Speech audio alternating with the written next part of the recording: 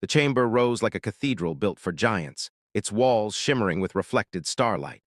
Ambassador Elena Vasquez stood alone in the center, every movement judged by hundreds of alien eyes.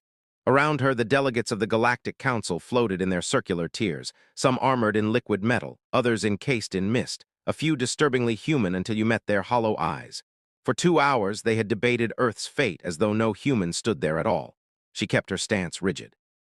They expected fragility, but humanity had never been more dangerous than when cornered. The hall fell silent as the hierarch, Xeron, a being of living crystal, rose from his throne of light. His voice rang like wind through frozen caverns. The council has reached its conclusion regarding the human dilemma. The word cut like a blade. For 15 years, we have sheltered humanity within our sphere. In return, you expand without restraint, you defy oversight, you display the same aggression as every primitive species before you. Therefore, Earth will surrender 60% of its fleet, place its colonies under supervision, and pay 5 trillion credits in reparations. You have 30 cycles to comply. Elena's pulse quickened, but she didn't blink. She already knew what the Council feared, humanity's rapid growth, its refusal to kneel.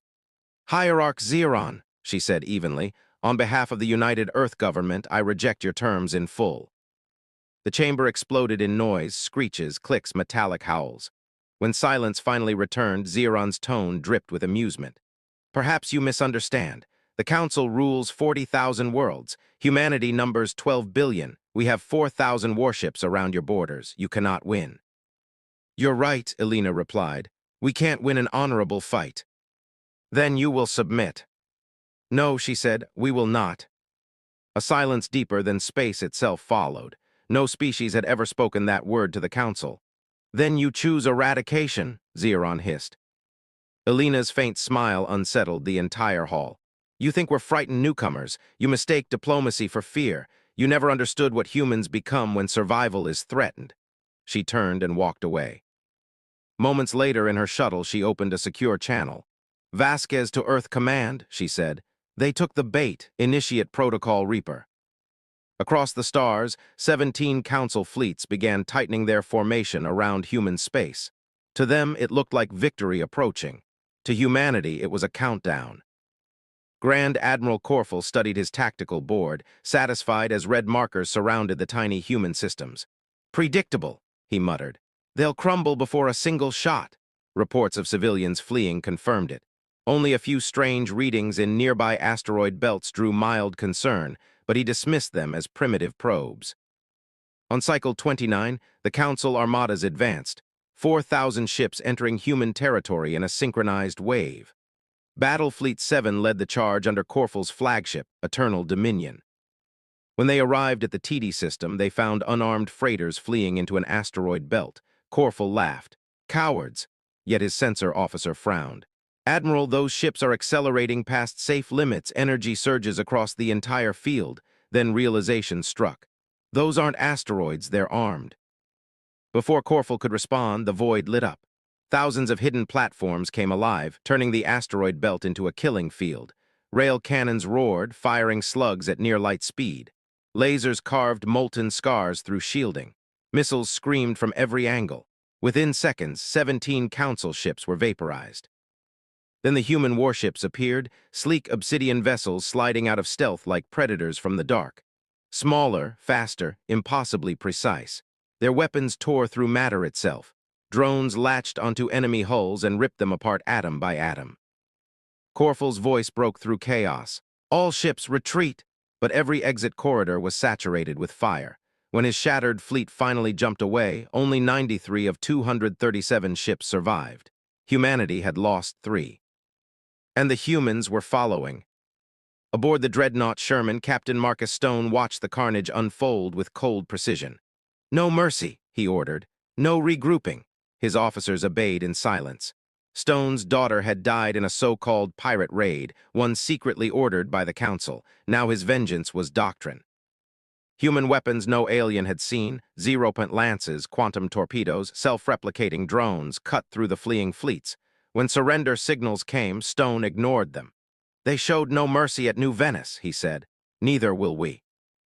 Across 17 battlefronts, the same story repeated. Council fleets collapsed under a storm of human fire. More than 3,000 warships were annihilated in 6 hours. Species that had ruled the galaxy for 50 millennia were reduced to frightened fragments.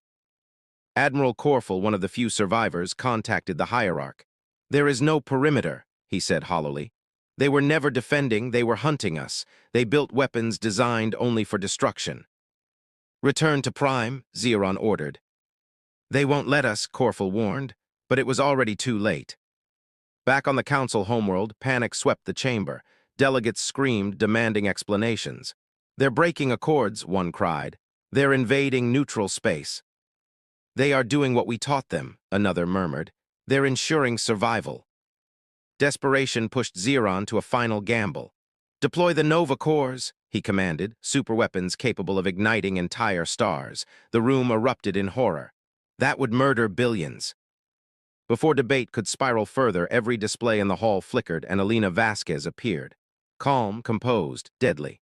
"Good evening, Council," she said. "Apologies for the intrusion. We've been inside your secure networks for 12 years. Every secret, every archive, every crime, you hid them well, but not from us." The screens flooded with classified files. Assassinations, suppressed rebellions, entire species erased. "For 50,000 years, you ruled through fear," Alina said.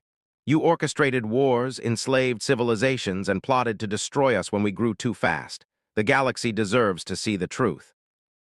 Zeron's crystalline frame dimmed as one file appeared, his own signature authorizing the plan to provoke humanity into war.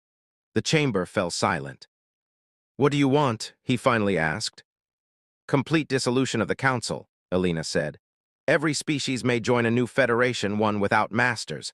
Those who refuse will remain alone." "And if we refuse?" another whispered.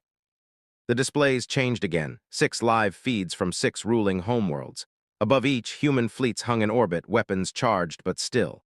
"We could end your civilizations in hours," Alina said. "But we won't, because unlike you, we don't use annihilation as diplomacy. We offer you 12 hours to join the future or be left behind." Zeron tried to sound defiant. "You can't hold 6 blockades forever." Alina's expression softened, almost pitying. "You still think that's our entire fleet? Hierarch we've built in secret for 12 years. You've seen a fraction of what exists." The transmission ended. The chamber dissolved into fearful whispers. They all knew the truth. Opposition meant extinction, isolation, or both. 50 millennia of order had ended in a single day. 6 months later, the same hall bore a new name, Unity Station. Delegates from 400 species now sat as equals. The tiers were gone, power shared. Alina Vasquez stood beside Ambassador Thelvar, one of the first allies humanity had ever earned. "Strange," he said softly, "how quickly empires fall." "They were built on fear," Alina answered. "We only gave the final push." Peace was messy, arguments, slow rebuilding, but it was real. 17 former council species remained under sanction, isolated yet fed, given the chance for redemption. Humanity had power now more than any species before it, but Alina knew restraint mattered more than victory. Elsewhere, Marcus Stone sat alone, staring at a letter from the rebuilt colony of New Venice. They'd named a memorial garden after his daughter, Sarah Stone Park. His former officer, Lieutenant Chen, visited to urge him to attend. "You were right," she told him. "If we'd shown mercy, they'd have destroyed us, but I still see their ships in my dreams." "So do I," Stone said quietly. "Survival always has a price." When she left, he looked out at the stars, peaceful, indifferent, endless. Maybe, he thought, some part of humanity had to become monstrous so the rest could remain free. On Unity Station, Alina Vasquez stood before the viewing window, watching the galaxy rebuild itself. The Secretary General's voice echoed beside her. "History already calls this humanity's brightest moment, or its darkest." "Both," Alina said, "because survival is never pure, it's earned." She looked at the swirling lights of countless worlds, once divided by fear, now bound by fragile hope. For the first time in galactic history, the future belonged to everyone, and for the first time, humanity was ready to protect it.